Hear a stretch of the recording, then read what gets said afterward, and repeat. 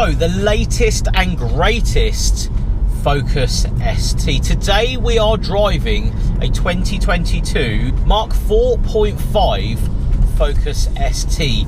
Now, of course, you can see by the title of this video, could this be one of the last great Ford products, the great fast Ford products? Because the world's gone a bit funny, hasn't it? So to have this one today, massive thank you to the owner Ian for letting me take it out. He's had it, a couple of months.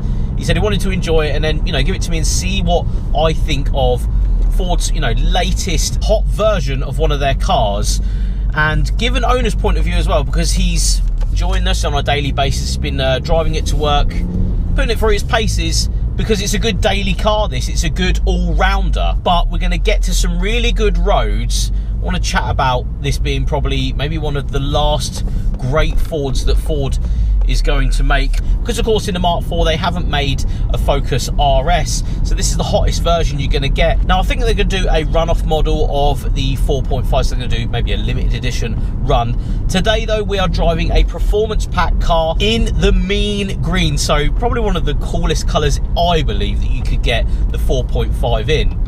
4.5 because there is a facelift after the 4 coming out, so better headlights, different tech inside, nothing too crazy. Mainly to point out though, the seats, these Ford Performance seats, they are so lovely. Like, I haven't really been into a sporty mode yet, but I feel like these are not over the top. They're not over the top bucket seat, they're not crazy in your face, and they're not uncomfortable. Actually genuinely comfortable. A lot of these newer cars from a lot of manufacturers putting big bucket seats in cars, you get in it and after an hour, say, your back is in agony, especially mine because I'm basically an old man. But this one, it seems to be really comfortable in here, and this car's got, what, 6,000 miles on it, so they're not exactly worn in at all. One thing to point out though, from an owner's point of view, he wanted to say that he's an older gentleman and he doesn't mind me saying that. He said, if you're a little bit older, getting in and out through the bolster is slightly higher than, you're used to, so you've got to watch that getting in and out. But like any performance car, there's big bolsters on the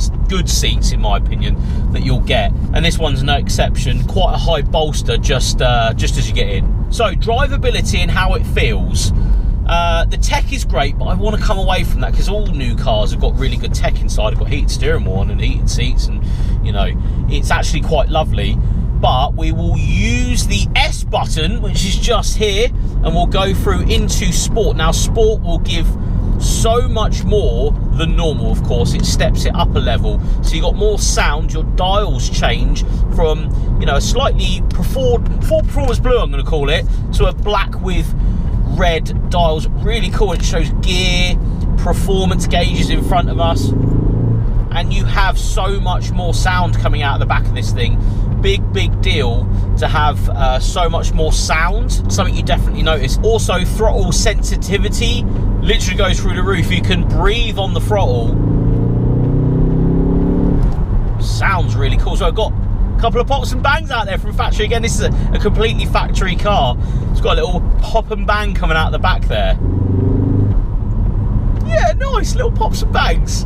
Muffled pops and bangs, so not like crazy banging and flames out the back. Now, as we are out today, it's raining, of course, because this is the UK.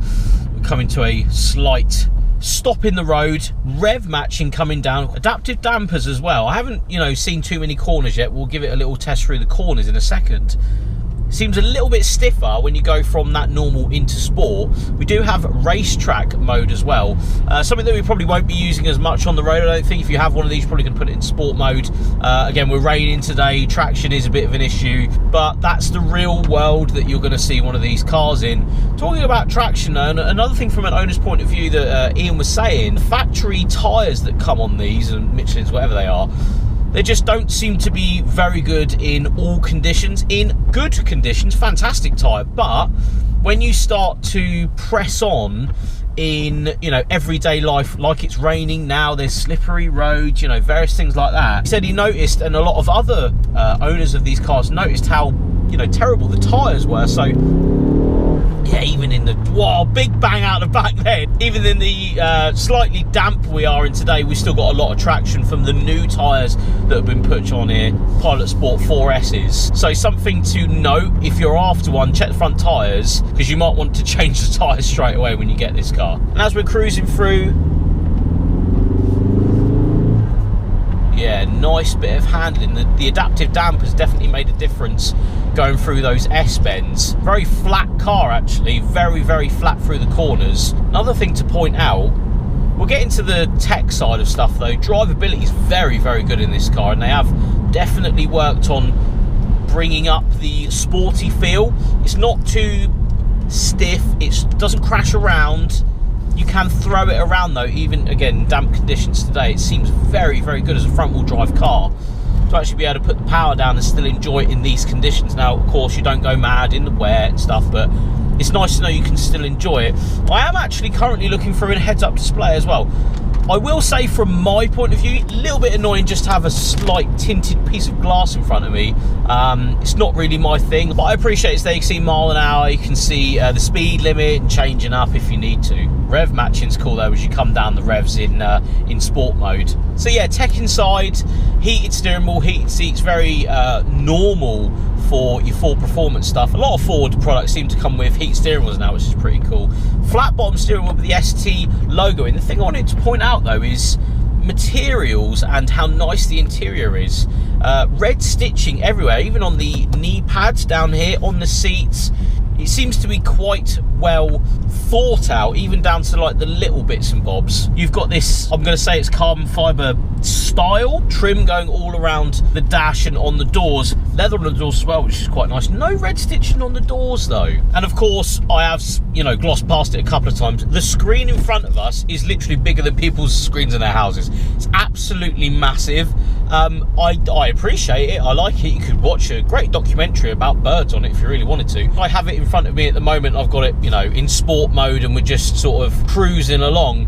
It is gargantuan. Now, I do, you know, get that a lot of new cars have these big screens in them. This is no exception. It's absolutely massive. It covers, I reckon, a good portion of the dash, especially center console. It's bigger than the center console is. It's not a bad thing, and it does actually give you a lot of vision into, you know, your buttons. So your heated steering wheel button is on the screen here, so is the heated seats in front of us, and your air temperature. It's all at the bottom. We'll just go down. We'll go from sport into racetrack. Now, this will give you a lot less stability control. She goes well. Pops and backs out the back. This will give you a lot less in driver aid. Although it still has it there, it's still going to help you along to go faster. I don't feel you need that on the road. Maybe that's just me being an old man. I'd keep it in sport mode if it was me. It feels a little bit nicer in sport mode as well. Maybe it's me, but it doesn't feel as harsh on the suspension. Racetrack seems to be a lot harsher than sport mode, and I think for road driving and enjoying the road, that's the one to have it in. And I must admit, as a car, I've got pan roof in this one as well, which is absolutely lovely. Black headliner, and it sounds like that. And then you can put it in, you know, your normal mode and cruise to work. It's still the all-rounder, the ST, which is the best thing. Going from car to car, I notice little bits and bobs, and maybe the harshness of cars, you know, in comparison to others. This is actually really nice. It's nice and supple, and do you know what? I sort of understand why Ford didn't go down the RS route. Yes, there could be a million reasons why, but I just don't think they could have made this to a price point, especially because these are still £30,000. This car's 30 grand. They couldn't have made it to a decent price point. Going forward though, and this is why I wanted to capture this car, this might be the last good or great fast forward, because very soon, of course, the RS branding, the ST branding is going to be hybridized, and then we're going to have hybrid hot hatches or electric hot hatches or whatever they're going to do. This might be the last good combustion engine fast forward we're going to see. It might be. I have this feeling it's going to be. There's going to be a limited run of this, and then that's it. The, you know, say a Mark 5 Focus comes out, they might even have an ST version that's hybrid or it's electric. But let me know in the comments what you think about that. Do you think this is the last hurrah? Do we know that this is the last hurrah? Did we know that Fiesta ST was the last hurrah when I was driving those around? I didn't really think that they were going to kill off the Fiesta, and they have. So they're not going to kill off the Focus, are they? Don't know. Leave me a comment below. Let me know your thoughts in the comments. With that, guys, thank you so much for watching today's video. We'll see you all on the next one.